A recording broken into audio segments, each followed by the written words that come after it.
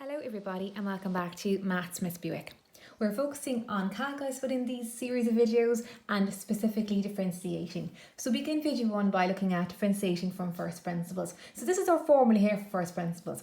F dash of x, or you might have dy dx, is equal to the limit as h goes to 0, f of x plus h minus f of x all over h. This here is in the log tables, and the dash up here means we differentiate our curve or our function once. So let's begin by looking at example number 1.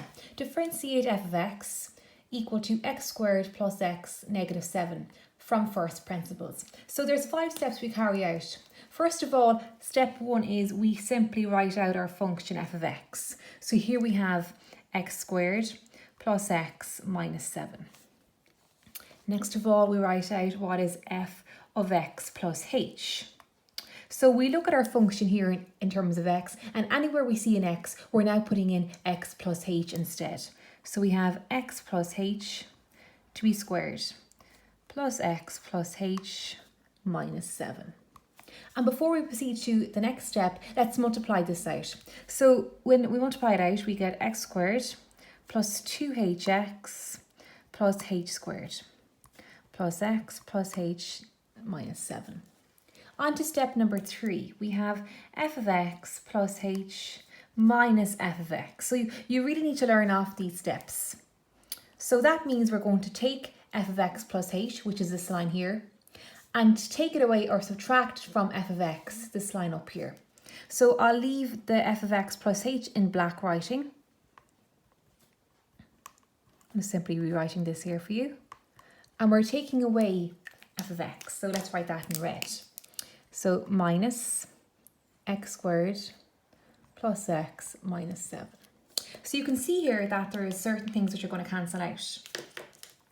Well, we've got a negative x squared when we multiply in the negative here, and that of course will cancel out with our positive x squared.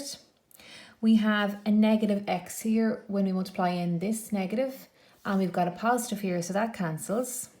And then we have a plus 7, negative by negative is a plus 7, and that of course will cancel out with the negative 7.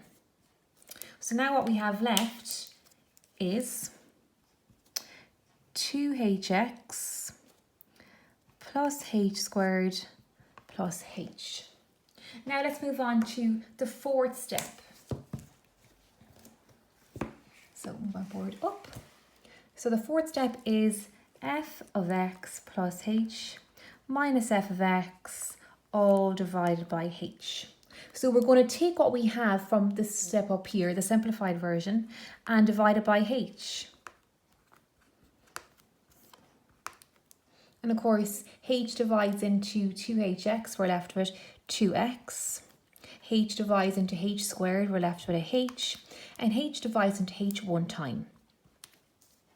That's step number 4. Now we're on to the final step where we get the limit as h goes to 0 of f of x plus h minus f of x all over h. So that means we get the limit as h goes to 0 of 2x plus h plus 1.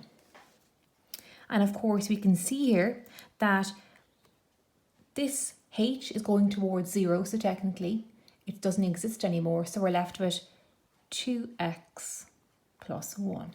So our overall answer is 2x plus 1.